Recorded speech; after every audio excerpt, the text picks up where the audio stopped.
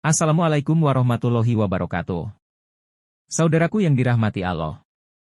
Syukur alhamdulillah kita masih diberikan kesempatan untuk menjalankan puasa di tahun ini. Semoga puasa kita semua dapat diterima oleh Allah Subhanahu wa Ta'ala. Amin. Salawat dan salam senantiasa kita curahkan kepada junjungan kita Nabi besar Muhammad Shallallahu Alaihi Wasallam. Doa saya, semoga saudaraku semua selalu diberikan kesehatan, panjang umur, murah rezeki, dilancarkan puasanya dan diampuni segala dosa-dosanya. Amin. Saudaraku yang dirahmati Allah, meski termasuk ke dalam sunnah, pengerjaan sahur dianjurkan oleh Nabi Muhammad Shallallahu Alaihi Wasallam. Ini sesuai dengan sebuah hadits yang diriwayatkan Ahmad. Nabi Muhammad bersabda, "Barang siapa ingin berpuasa, maka hendaklah dia bersahur, hai Ahmad." Sahur dilaksanakan pada waktu sebelum subuh. Rentangnya dimulai dari sepertiga malam akhir hingga menjelang subuh.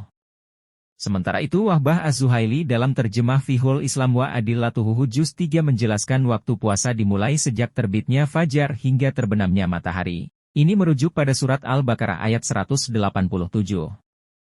Makan dan minumlah hingga jelas bagimu perbedaan antara benang putih dan benang hitam, yaitu fajar. Kemudian, sempurnakanlah puasa sampai datang malam. Maksud dari kata benang artinya siang dari gelapnya malam yang terwujud dengan terbitnya fajar. Di Indonesia sendiri, ada yang namanya waktu imsak. Menukil dari buku Risalah Puasa tulisan Sultan Abdillah, istilah imsak dipakai untuk mengingatkan umat Islam bahwa waktu sahur akan segera habis. Biasanya, waktu imsak berkisar 10 menit sebelum azan subuh tiba. Karena imsak sebagai pengingat, seseorang masih diperbolehkan untuk makan dan minum. Dalam sebuah hadits yang diriwayatkan Anas bin Malik, ia berkata, Nabi Shallallahu Alaihi Wasallam dan Zaid bin Sabitra pernah makan sahur. Ketika keduanya selesai dari makan sahur, Nabi Shallallahu Alaihi Wasallam berdiri untuk salat, lalu beliau mengerjakan salat. Kami bertanya pada Anas, berapa lama antara selesainya makan sahur mereka berdua dan waktu melaksanakan salat subuh? Anas menjawab, yaitu sekitar seseorang membaca 50 ayat.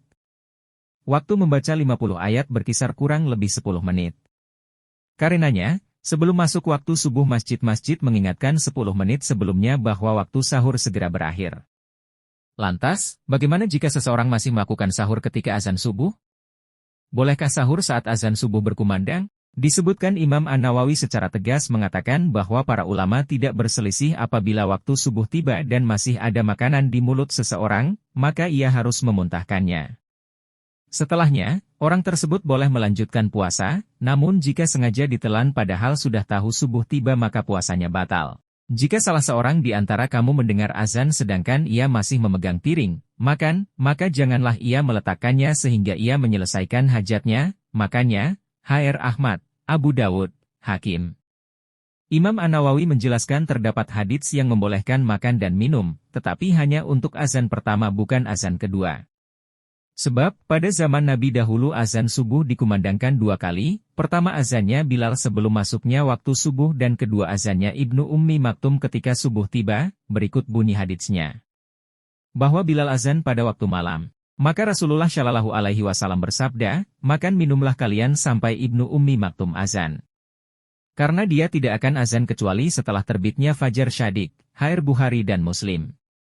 Dengan demikian, kita dianjurkan menyelesaikan aktivitas sahur 10 menit sebelum masuk waktu subuh. Ini dimaksudkan agar puasa yang dijalani terbebas dari keraguan.